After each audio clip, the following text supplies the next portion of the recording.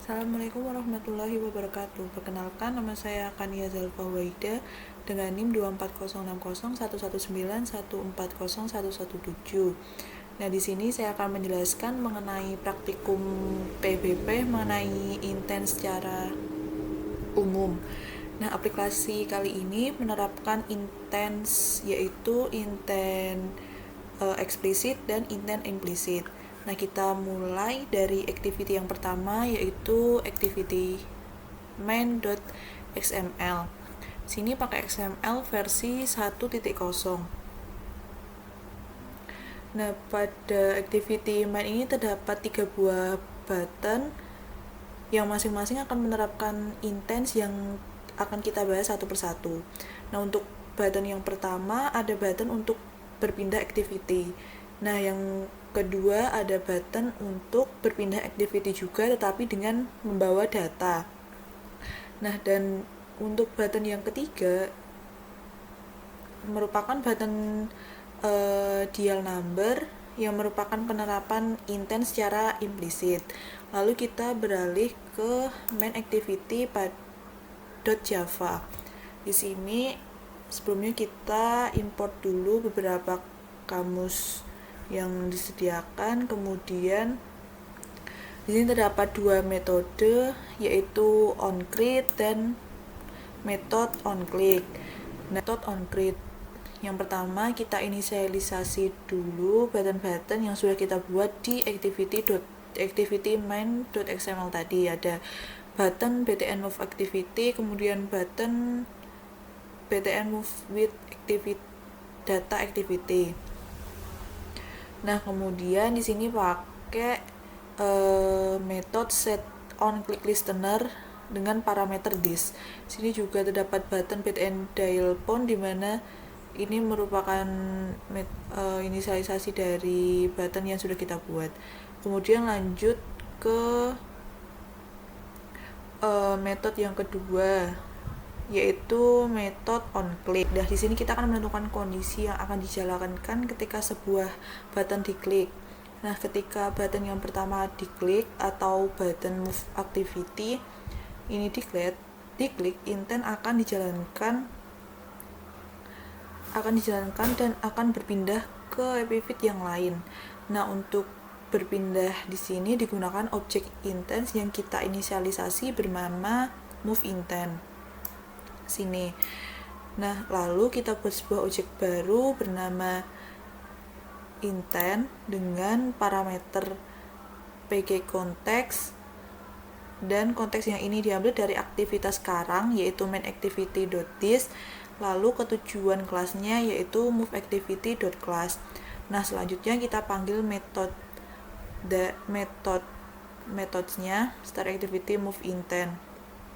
Nah, untuk menjalankan aksinya, untuk berpindah ke kelas tujuan, ketika kita menekan button pertama atau button move activity ini, maka akan menampilkan play layout dari activity ini activity move activity.java dan activity move. Nah, di kelas activity move ini dapat kita lihat hanya terdapat sebuah tag view yang berisi string this, yang berisi ini string this is move activity. Nah, kita bisa lihat ini itu di codingan string. Di sini ada this is move activity, tulisannya ini berisi ini move activity. Nah, move activity nanti akan menampilkan kata kalimat ini pada move activity jika kita menekan button pada aplikasi nanti. Nah, pada move activity.java ini tidak dapat metode apa-apa selain onCreate. Jadi memang ketika button pertama ini hanya akan berpindah activity saja. Lalu lanjut ke button yang kedua, kita akan berpindah activity juga, tetapi akan mengirimkan data yang kurang lebih sama seperti button yang pertama. Tetapi di sini terdapat put extra yang akan digunakan untuk mengirimkan data method. Nah, put extra di sini memiliki 2 parameter, yaitu extra name di sini dan value. Value di sini berisi praktikum PBB Go BRRR. Nah, untuk variabel extra age dan extra name diimpor dari kelas moveWithData activity. Nah, yang selanjutnya yaitu seperti biasa kita akan memanggil method start activity dengan parameter moveWithDataIntent.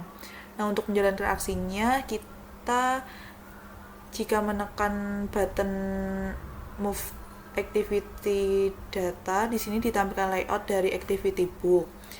Nah, di sini akan menampilkan data activity move with data .xml dan move with data activity.java. Nah, pada XML-nya sendiri berisi tag view juga. Di sini ada ID-nya TV data receive, kemudian layout width-nya menggunakan match parent, layout height-nya menggunakan wrap content. Nah, di sini Android text-nya itu string. Kemudian lanjut ke move data activity.java. Di sini ada method onCreate. Yang pertama itu ada set content view-nya, kemudian inisialisasi lagi.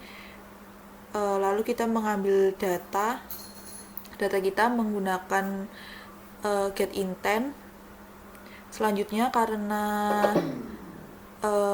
data yang digunakan itu string, maka di sini gunakan getString extra.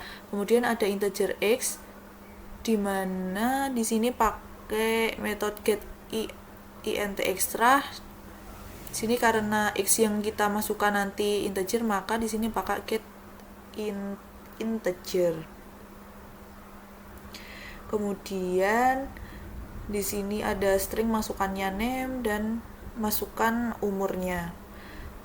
Nah, lanjut ke button yang ketiga.